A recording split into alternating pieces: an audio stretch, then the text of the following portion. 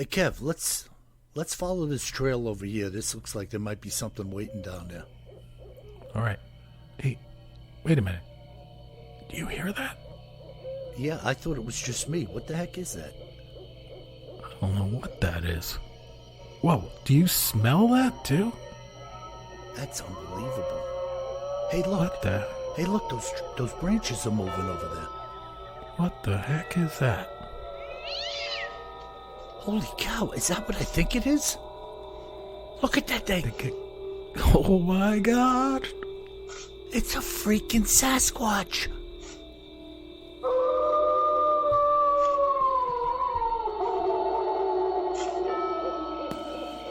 Welcome to the Bigfoot Terror in the Woods Sightings and Encounters podcast. I am your host, W.J. Sheehan, author of the series of books, Bigfoot Terror in the Woods Sightings and Encounters. Loads. 18 volumes. 19 volumes in paperback, including the latest regional series, which divides North America into 7 segments. And every one of those bad boys is also available in audiobook format. So have at it, folks. And without any further ado, let me bring my brother and co-host onto the scene, KJ. Kev, how are you? What's going on, Bill? Not too much. Last day of my vacay this week. And, I'm buzzing around doing different things. Did some repairs on the deck yesterday. Just a lot of housework, man. You know, when you by yourself, man, I had an ironing board out before with starch and an iron pressing some dress shirts. I mean, you know, there's no escape, man. I had a lasagna in the oven. I'm doing wash.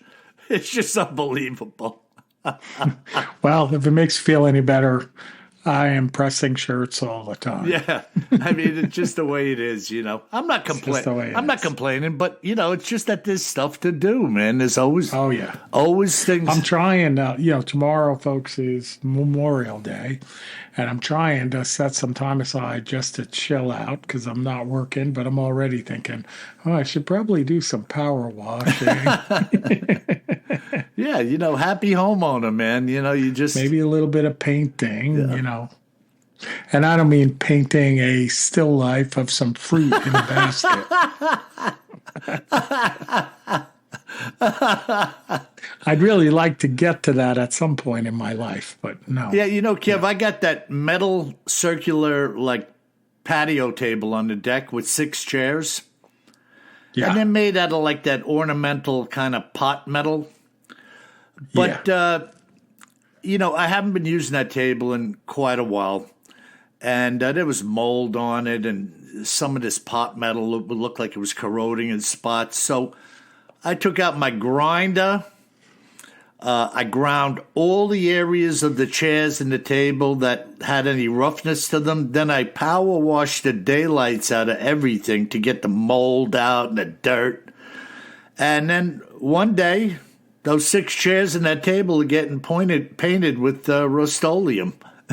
I was going to say, make sure you hit them with that brown, serious Rust-Oleum primer first. That stuff, really is the miracle primer. Keeps the rust from coming through, and it'll stick to anything. Yeah, there's another one called POR 15, POR 15. Oh, I don't know that. Yeah, one. They use that on car bodies and chassis when they're working on them if there's any rust going on. Oh, yeah, I know that stuff. Yeah. It's like black. And right? that stuff goes on, and I've been told, I mean, how long do you own the car to really check it out? But I've been told it stops it. It kills it. Yeah, no, I was told the same thing. I bought a little bit of that on Amazon and used it on one of the old cars here. Mm-hmm. But I've never painted Rust-Oleum over it, where I have painted 100 times, gloss black, Rust-Oleum over that rusty metal primer. Mm-hmm. So good stuff. It works like a champ. Yeah, few tips for our listeners. You didn't know you were in for that today. It's do it yourself and go find a Bigfoot. So, what do we got today in our Cryptids in the News and Other Oddities segment? Well, last week, Bill, we got the creep on. Uh-huh. And, I like the taste of getting the creep on. So we're going to get the creep on again this week. We're going we're going over to the UK. Okay. To visit a place called the Ancient Ram Inn. Oh. Have you heard of this place? Oh, that place is like notoriously demonic inhabited. Yeah, it's been on some of the... It's a bad place, man. Some places are just bad. That's bad. It's been on some of those ghost hunting shows and stuff like that. Mm-hmm. And I was reading about it first, and then I went to YouTube, and a couple of these shows, I had to shut them off because it was like a hair on the back of my neck was standing up. It was terrifying. Yeah, it is bad, man. And it's not a big joint. Yeah, no. Inside of the place, this is not some massive dwelling. It's a little old place and little old inn. It's got the Tudor kind of structure with the white paint and brown wooden boards on it on the outside. Yep. So this place is near Bristol in the UK, ship shape and Bristol fashion, which is directly west of London, and it's at the end of the Bristol Channel that heads out to the Atlantic. Okay. So pretty cool area, historic area of the UK. And it's considered the Stroud district of Gloucester. Okay. I'm sure I'm pronouncing that incorrectly. And they think it was built around 900. Wow. So it's been there for a long time. That's an old dwelling. It's amazing, like when we talk about antiques, like, okay, you're shopping for antiques. Well, our country is a little over a couple of 100 years old, 250 now. Yeah. And but you go to England and over there, an antique could be 1,200 years old. Oh, yeah. No, you go antique stores and you're like, what's with these prices? Well, the thing's over 1,000 years old. That's what's with that. Different place. My wife and I, Bill, were over there in London 2 summers ago. Mm-hmm. And it was her first time there. And I had been there many times for business. But really, that was the first time I was ever there as a tourist. Uh-huh. And we did this, Rick Steves, the podcaster, PBS travel guy. Yeah. We love Rick Steves, so we downloaded one of his podcasts that was the walk of the Great Fire of London. Okay. And basically, you walked from where the fire started to the end of the area affected by the fire. And he tells you, we both have our headphones on and we're listening and walking through. And he brings you into different historic sites along the way. And one of the places we went into, I forget the name of it, but it was a little pub where Charles Dickens used to hang out. Mm. And, so it's a couple of 100 years old. Mm-hmm. And you knew it was a couple of 100 years old because when I walked in, folks, I'm a little over 6 feet tall, and I was hunched over because the ceiling was so low. Wow. Because the people were so small back when this pub was frequented. But it was still open today. We went in and had a pint, Mm-hmm. But pretty cool. A nice surrounding, though, getting in an old building like that and sitting down for a beer. It's just got a feel, Well, like you said, the history, Bill, like the stairs when you walk down into this place, it was kind of like in a quasi-basement, are worn like 2 inches down. The wood is worn from people's feet, hitting and wearing the wood. And you think about all of the different folks that walked into this place like you did. Yeah. Could have had Jack. Unlike anything we have in the States. And I'm not putting the States down. We're just a youngster. Hey, you could have Jack the Ripper walking down those stairs. No doubt. Maybe Spring-Heel Jack. Spring-Heel Jack. So let's get back to the Ram. Yeah, so they think it was built around sometime in the 900s. And then it gets a strong history in the 1100s. And around 1145, it's believed that workmen and slaves actually lived there that were building St. Mary's Church, which is across the street from the inn. Wow. So it became like lodging for the workmen and the slaves that built the church. Is St. Mary's like a cathedral or a very ornate church or something? It's nothing huge, but, it's a good-sized church. Because it's pretty small area, small town, historic town. Right. And but what's really interesting is it's believed that the ancient Ram Inn was also built on a pagan burial ground. Oh, that's nice. Yeah, coincidentally. Yeah, when your burial ground is labeled pagan, you can only imagine who's in there. Yeah. And it was a site, again, thought to be a place where there were many human sacrifices, including children. By who? Awful. By who, do we know? By whoever was We're talking like hanging out we're talking there. Satanic sacrifices. Yes. Oh my God, these people are And then if that's not enough, in the more modern history, but still a long, long time ago, when it was an inn, it was a place where a lot of highwaymen would be killing people. nice. You come in for a drink or to sleep, you get knifed, and they rob you. And they rob you. And then go away. Tough part of town. Oh, man. Oh, my God. Kev, people don't realize how good we got it today. I mean, there's issues, but there was a time, I think of like the Apostle Paul when he talks about the stuff he went through, like 3 times I was shipwrecked, 2 times I was stoned and left for dead, in perils in the country, in perils of robbers, naked, cold, starving. I mean, think of that and think of how we live. Back then, man, you were on your own. You were traveling. I mean, that's what the Knights Templar all started over, right? They were taking a fee, I believe, to help people go to the, quote, Holy Land, and protecting them. And they had this banking system they set up, but you needed protection, and you knew you needed. You definitely needed protection, and even with protection, you were still vulnerable. No, you still could get killed. The whole lot of you could get killed. Again, like you were saying, you could be sleeping in the inn, and the whole thing is a setup, and they kill you and take your stuff. Yeah, the innkeeper could say, "All right, Kev, I got a couple of hot ones coming in tonight," and then you sneak in. He lets you in. You get murdered. Oh, somebody got killed in my inn. Yeah. Cool. And by the way, that even happened here in the 1800s. Yeah, sure. People going across. Well, the you country. remember the old Shanghai, yeah, right? They drug them or get them drunk up, knock them out, or they were knocked out, and that hatch door would open up, and they'd smuggle them out onto a ship and say, "You're working for us now, like it or not."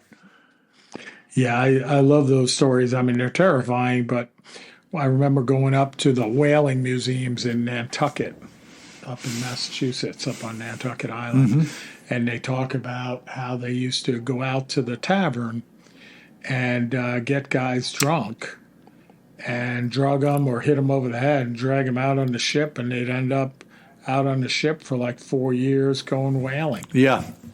They never even got a chance to say goodbye to anybody. Yeah, and hopefully you That's weren't. how they got their cruise. Hopefully you weren't hurt too bad if you got hit in the head that you're dead or something. Well, yeah, and hopefully you made it through the whaling trip. Yeah, well, that was dangerous in and of itself. Yeah. So let's go. So we're going to talk a little more about the place itself, Right. And then talk about a couple of the rooms. Okay. So, the authors talk about the fact online, they talk about the fact that the moment you enter this place, there's just an aura of dread that envelops you. Wow. And again, I watched some of these YouTube videos of these ghost hunters and stuff. And I mean, now, folks, I am terrified of the demonic. Like you should be. But I mean, anything, I can't even watch it. Like I end up shutting it off because it's too real and too scary for me. But they talk about the fact that as soon as you go in, there's a feeling that there's something bad going on in this place. And one of the quotes is, "The atmosphere was awful," as one visitor put it. "I can only describe it as pure filth, dark, and heavy." Wow. And that about sums it up. Right? Filth. That's an adjective you pull out of the hat.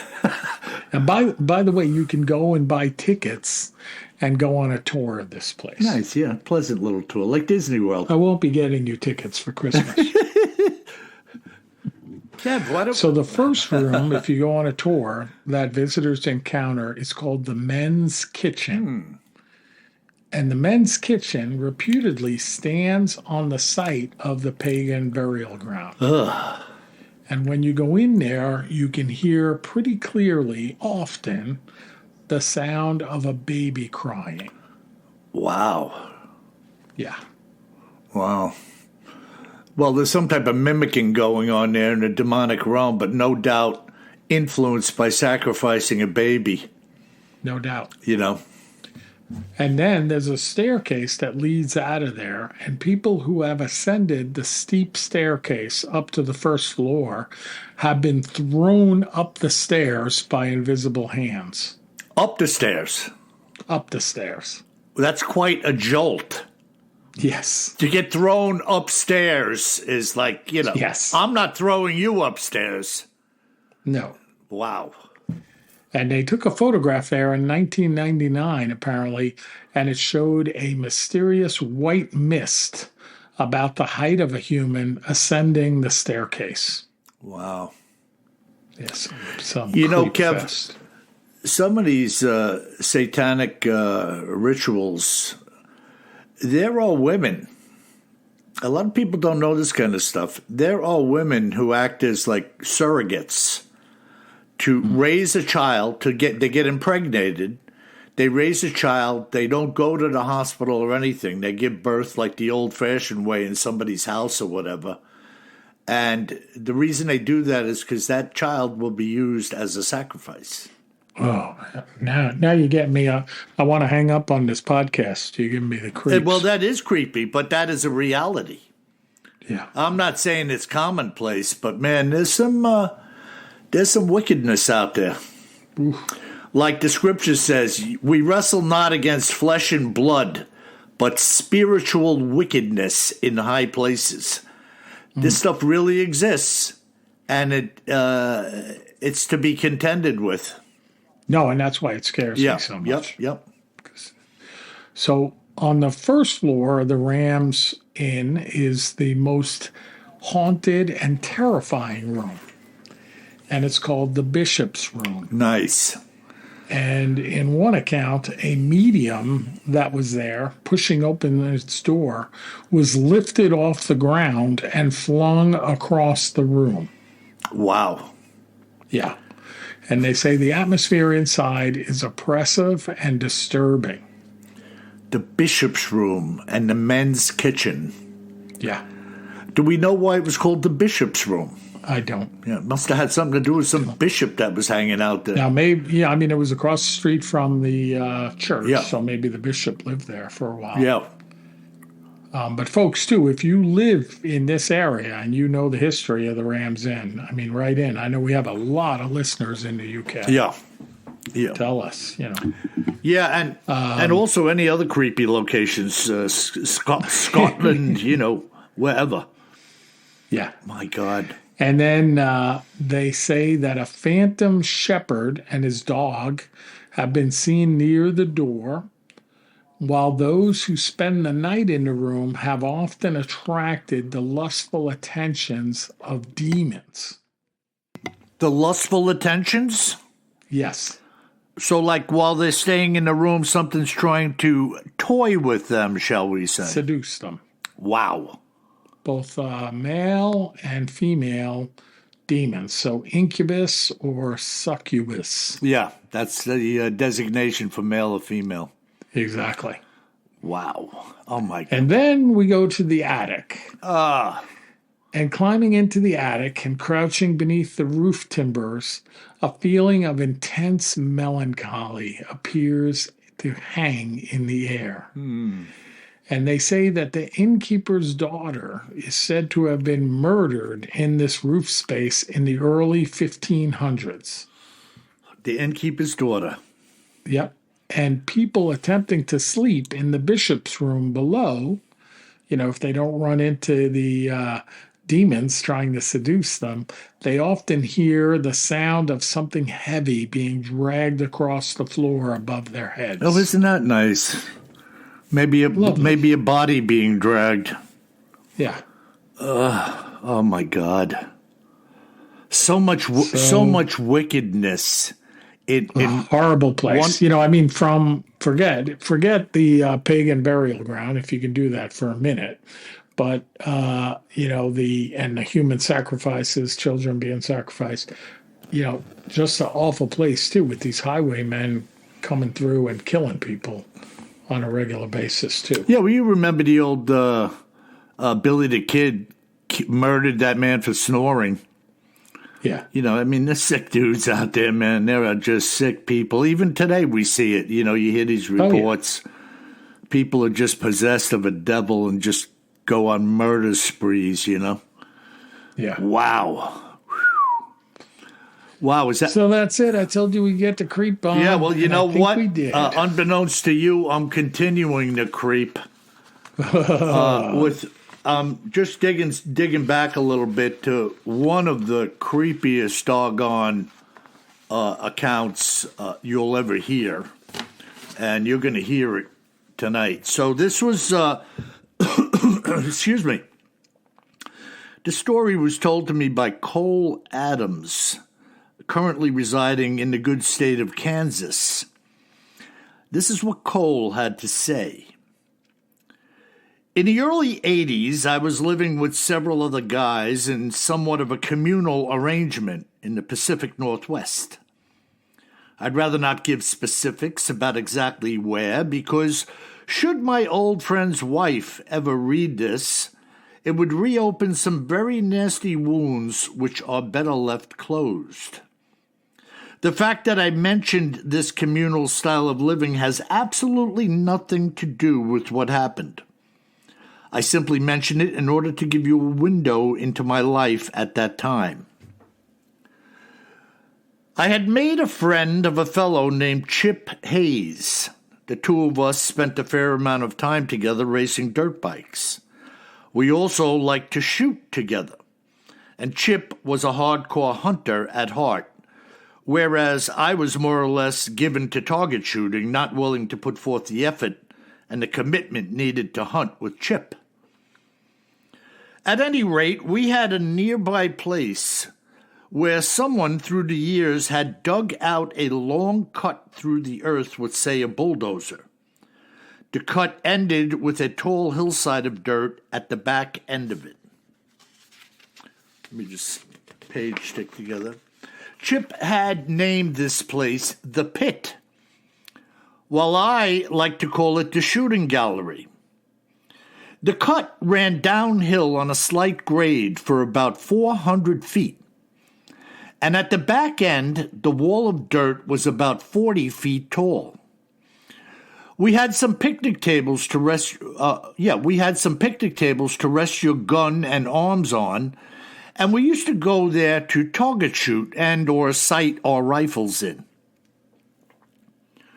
On September 27th, 1981, the weather was turning lousy, and it had started to drizzle outside.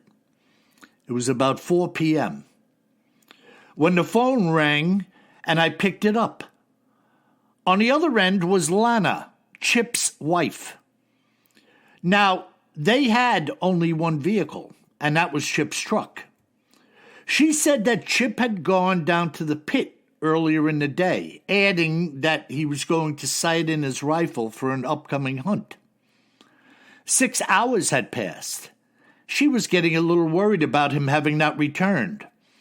I told her, Lana, say no more, I'm heading over there right now.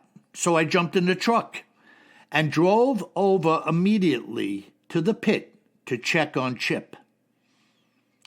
The pit was about 15 or 20 miles from my house. By the time I got there, the day was already turning to night. Chip's truck was parked right near the entry area, but Chip was not visible in the cab, nor did I see him anywhere in the pit, the entirety of which was wide open to the eyes.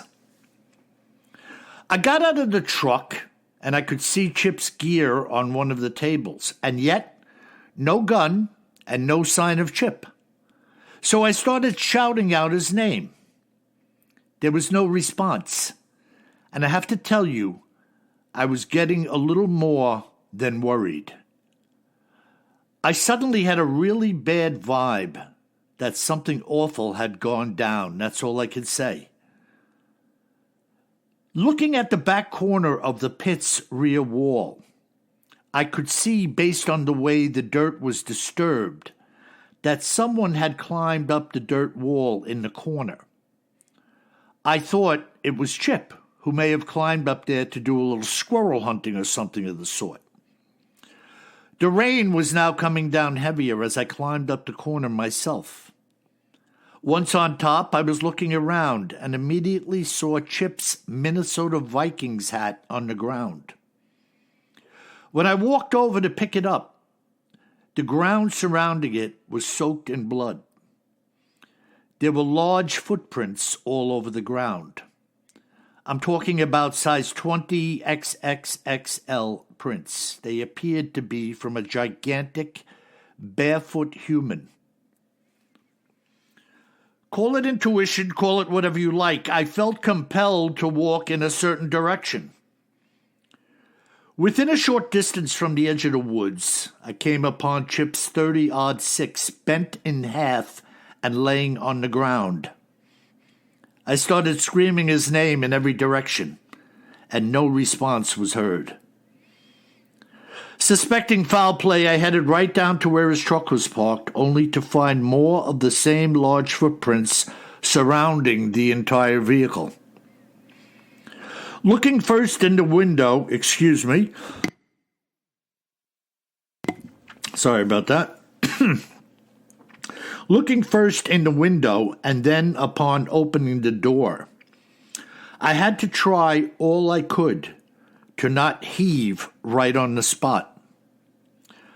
I knew I was looking at Chip, but it didn't register in my brain in the moment as to exactly what had happened.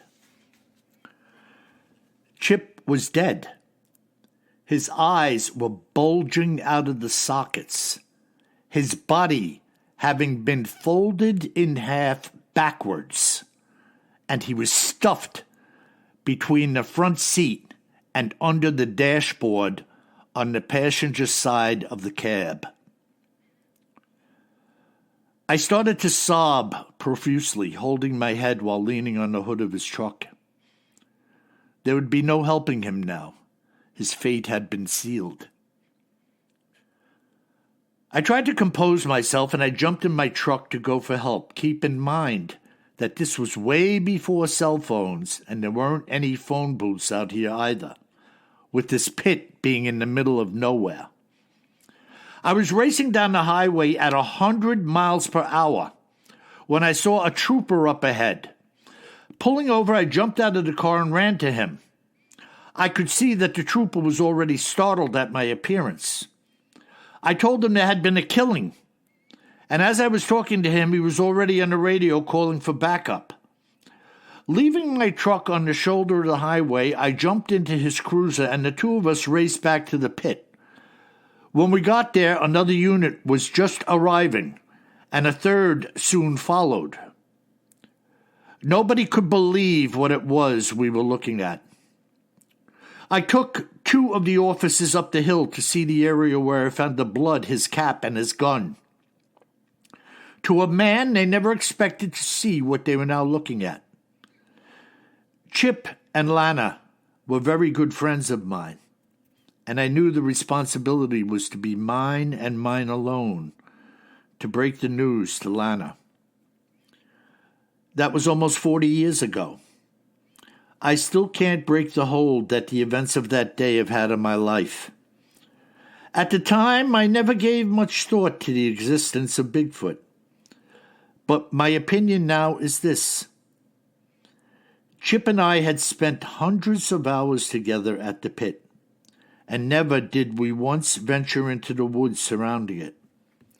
We had simply parked, set up our targets, shot at them, and walked back and forth checking on the results.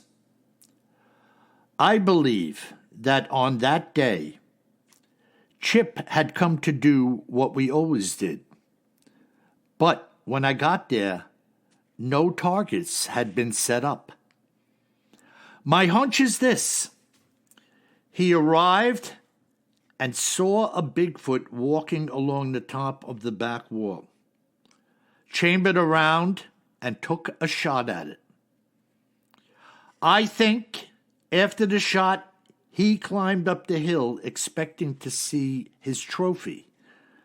But in a cruel twist of fate, the beast, not being dead, got the jump on him and killed him instead. Then, in a final act of vengeance, the Bigfoot bent his gun and shoved his body in the most gruesome fashion under the dashboard of his truck. I have long since moved from that area of the country, but I keep in touch with Lana to this day. She's remarried and has 3 children. Thankfully, she never saw the condition that Chip was in. When I saw him, neither I nor the police told her. It was reported that he had been killed, presumably by a bear, and that's the way the whole affair ended. I never go into the woods anymore in any remote areas, and if you were to ask me, I would tell you that you should not either. Is that the creepiest damn thing you ever heard, Kev? I was going to say, I brought the creep and you brought the creep as well. My God. Awful. You know, I guess his surmisal of what happened is as good as anything. I mean, I don't know. He hadn't, like he said, he hadn't even set targets up. So something pulled him right out of the pit before he even got going. He saw something, or something got him right out of the pit and took him up the yeah, I mean, whatever it was, maybe it was threatened by him, you know. Maybe he got out of the truck with his stuff, started walking, and something got the jump on him right out of the woods from the get-go. Exactly. But, God, what an awful, awful thing to happen. Brutal. Mm-hmm. You know? Brutal stuff. Mm-hmm. So, Kev, what do we have in our listener mail today? Yeah, we got some good email. Not as creepy as the stuff we covered. So that's good. Oh, my God. There can be too much creep. Mm-hmm. So the first email comes in from Kimberly. And the subject is green children. Kimberly, you had my attention when you said green children. Mm-hmm. And she says, hi. She says, hi, WJ and KJ. First contact in a long time, but I'm still listening to Bigfoot Terry in the Woods. Mm-hmm. Just learned about a strange old mystery, the green children of Woolpit. I don't recall hearing about them on your podcast. Kev, hold on just for a second, please. The green children of what? Woolpit. Like wool, like yarn wool and pit.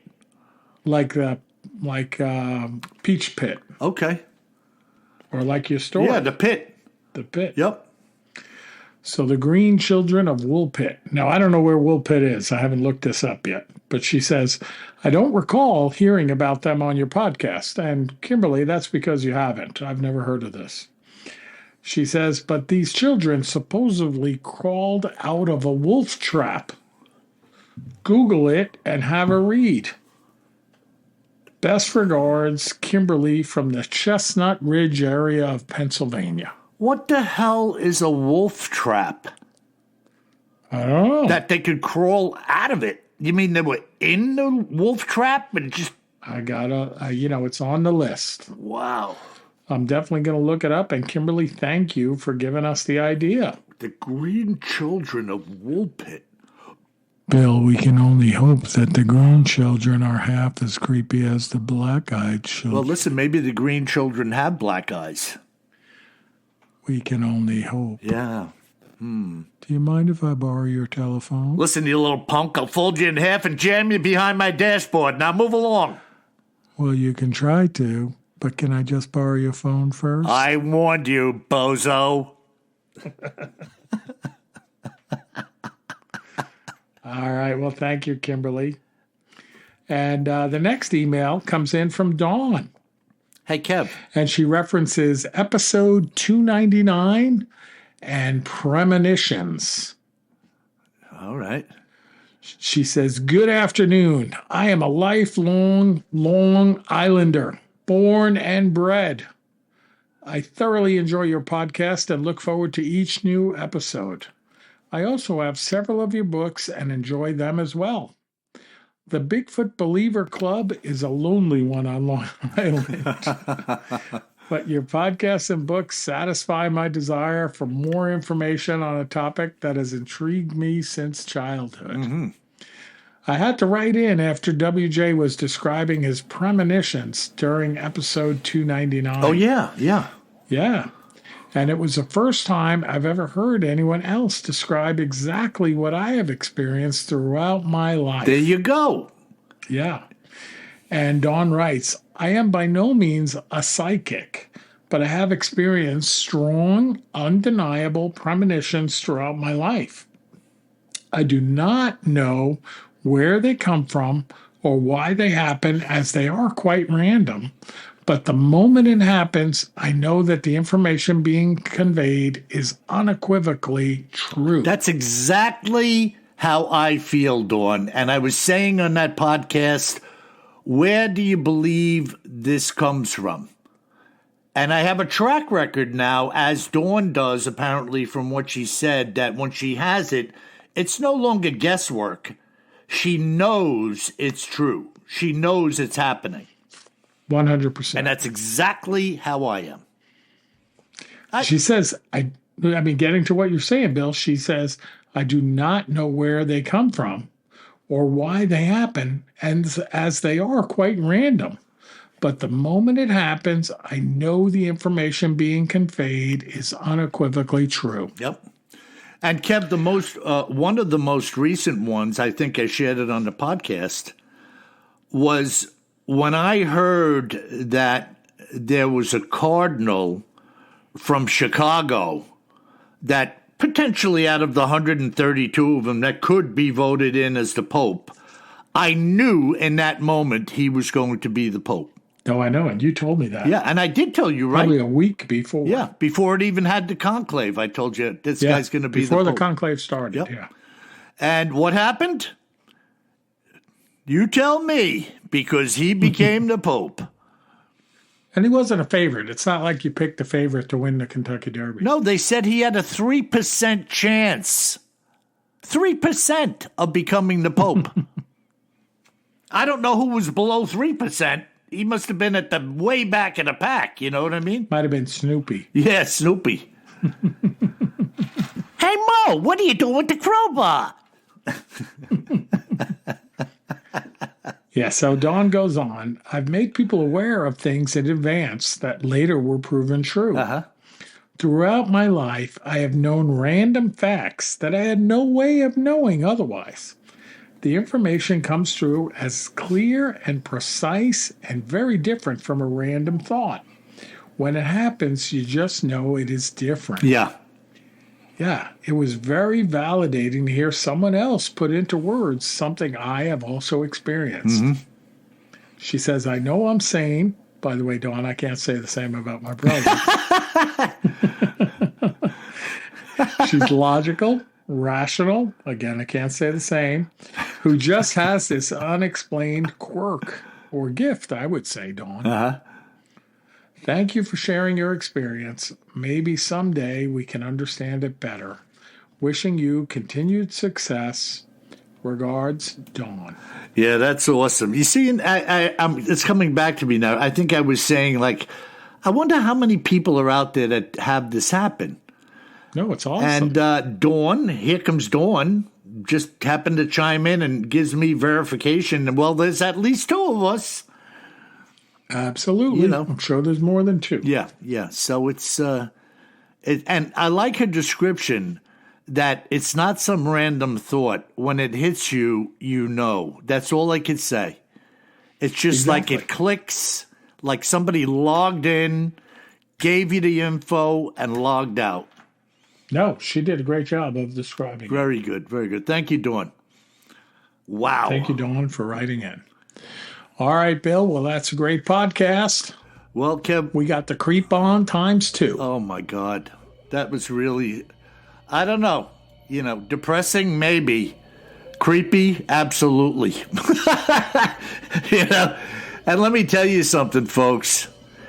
Anywhere you are, if you are in the woods, any type of park, any type of woodland area, you best remember one thing, my friend. Always carry more gun than you think you're going to need. Sleep tight.